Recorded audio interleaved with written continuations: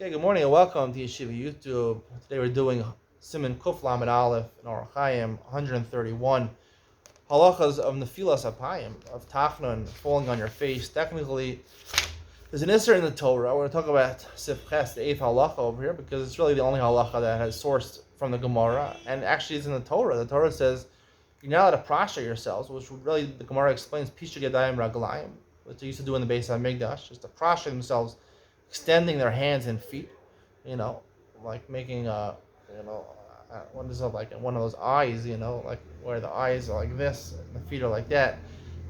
Don't make that on the floor, on a stone floor outside the base of Mikdash. Only the base of Mikdash, that's what they did when they heard Shem Hashem. That's what they would do. Do it outside the base of Mikdash is for whatever reason an Isser. Maybe it's degradation that you reserve the holiest thing of prostrating on a stone floor in the base of the Mikdash. Outside the base of the Mikdash, it's like a zilzal to do that, prostrating to Hashem. You're not close enough to Hashem to prostrate yourself to do that, right? You shouldn't be too much of an anav. So only the base of Mikdash should be an anav, only on a stone floor. Not on a stone floor, it's not usher. So even outside the base of Mikdash, it's not a stone floor, it's not usher. I mean, there are a bunch there goes there, and they said even if it's not a stone floor, it's a carpeted floor, it's still Pisha Yadayim Relayim is usher. Now that's Pisha Yadayim Relayim, which is called Ishtachavaya, which the Torah talks about. Kida is something else. The Gemara in Brachos says Kida basically is when you go down your knees. What we practically do on Rosh Hashanah Yom Kippur, when we bow down, we put our knees down and we put our face down to the floor. That's Kida. Now Kida is not usher to do outside the base of the Mikdash on a stone floor. So Midrabanan, there goes there on Kida outside the base of the Mikdash on a stone floor. But if it's not a stone floor, then it's mutter. It's Gzeira l'Gzeira, and it's mutter in that case. See, the Ramah brings the minhag is to put down grass or to put down a towel, something to be mafsik and you in the karka. That's only talking about when you're on a stone floor. If you're not on a stone floor, there's no reason to be usher. Now, the Mishnah Berurah mentions that Dafkim neged ritzpas avonim, aval ritzpas levanim ain't usher if the floor is made out of bricks. Now, what are bricks? Bricks are basically made out of the same thing stone. They're made out of clay, and you burn it in a kiln or a fire in a furnace to make the bricks into a certain shape or something like that. It's made out of mud. Mud is basically contains small pebble stones in it. It really is composed of stone. However, you change the shape in fire.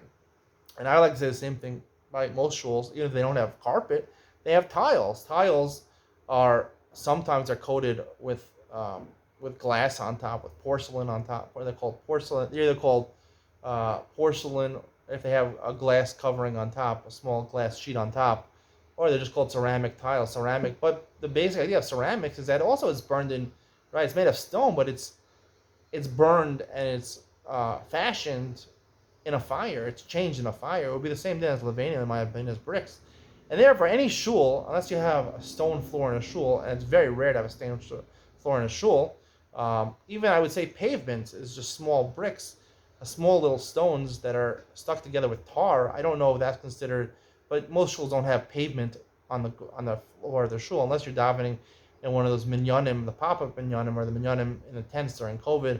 Maybe they had pavement floors, but if you're on tiled floor, and certainly if you're on a carpeted floor, there's no issue of kida on a carpeted floor, even on a tiled floor, and therefore it's a chumrah. I think it's a big chumrah. A lot of shuls, everyone bring, either they hand out garbage bags, or they hand out paper towels, or they bring their towels, they hang it up on their stender, or the real from ones, they got a towel for them, for their kid who's 9 years old, for the kid who's 3 years old, and for the kid who's who's in the stroller, they would tell for him, even though he's not going to bow down, but just looks good.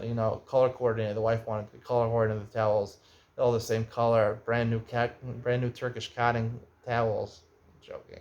No, a lot of people do this. It's very sad, but it's a chumrah. It's too much, too from, because that's the whole issue of kida, even on a stone floor, is gzeira d'rabbanan. So if it's not a stone floor, it's Gzeira l'Gzeira, and it shouldn't be done. And doing Gzeira l'Gzeira, you're really over, in my opinion, the Isra Baal Tosef. You're violating the Isra of Nadarim, the whole Masechus Nadarim, which is basically why Nadarim are bad. Is that you're adding on the Torah, Asher, enough things on you. You're adding more Yisrael to the Torah. That's why Neder is such a bad thing. Even L'Zurzu Nafshe, even trying to become more from, it's not allowed. Only for a mitzvah, L'Zurzu Nafshe. For a positive thing, you can take on extra mitzvahs upon yourself, take on extra chumras upon yourself. The Asher, the Torah says it's a very bad thing. It's Baal Tosef to add on more things, presumably because you can't live like that, and it's going to be like the sin of Adam and Chava, where The snake told Chava that don't touch the tree, and it led ultimately to eating the tree.